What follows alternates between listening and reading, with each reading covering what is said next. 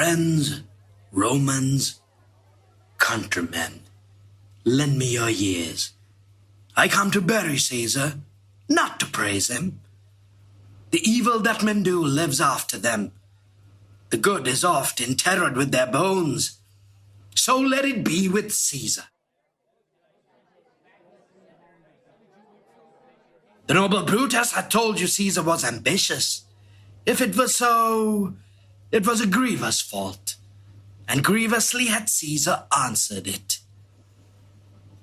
Here, under leave of Brutus and the rest, for Brutus is an honorable man, so are they all honorable men. Come I to speak in Caesar's funeral. He was my friend, faithful and just to me. But Brutus says he was ambitious, and Brutus is an honorable man. He had brought many captives home to Rome, whose ransoms did the general coffers fill. Did this in Caesar seem ambitious? When there the poor have cried, Caesar hath wept. Ambition should be made of sterner stuff. Did Brutus say he was ambitious? And Brutus is an honorable man.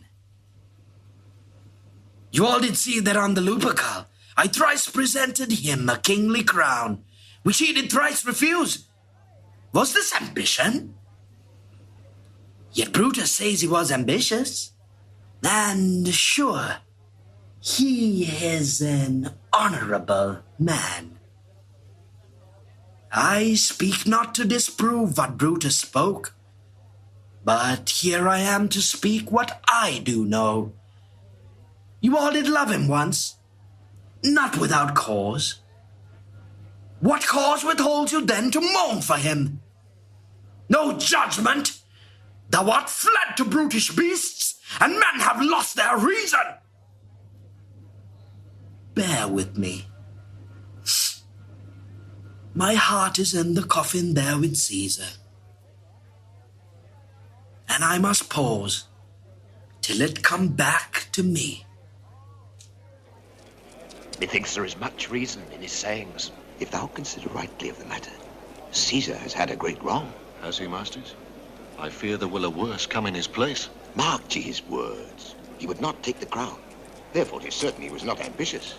There's not a nobler man in Rome than Antony. But yesterday the world of Caesar might have stood against the world. Now lies he there, and none so poor to do him reverence. No, masters, if I were disposed to stir your hearts and minds to mutiny and rage, I should do Brutus wrong and Cassius wrong, who, you all know, are honorable men. I will not do them wrong. I rather choose to wrong the dead, to wrong myself and you, than I will wrong such honorable men.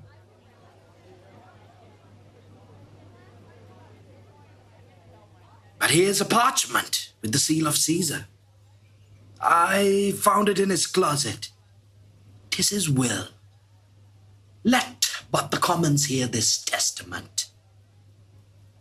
Which, pardon me, I do not mean to read.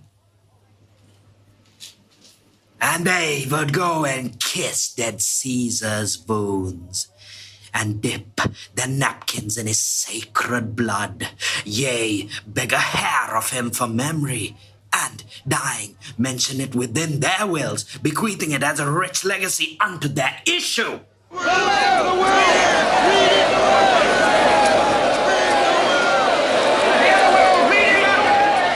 Have patience, gentle friends. I must not read it. It is not meet, you know how Caesar loved you. You are not wood, you are not stones, but men, and being men bearing the will of Caesar, it will inflame you, it will make you mad.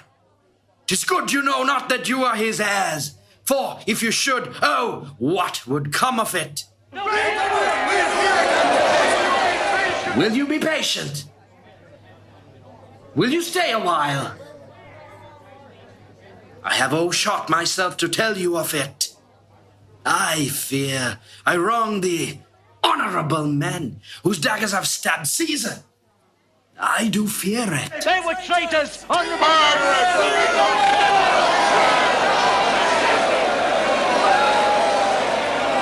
You will compel me then to read the will?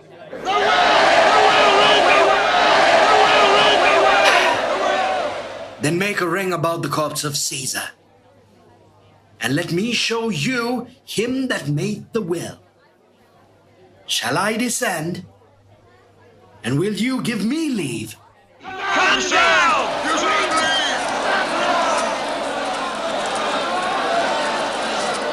Nay, press not so upon me. Stand far off. If you have tears, prepare to shed them now. You all do know this mantle. I remember the first time ever Caesar put it on. 'Twas on a summer's evening, in his tent. That day he overcame the Nervi. Look, in this place ran Cassius's dagger through. See what a rent the envious Casca made. Through this, the well-beloved Brutus stabbed.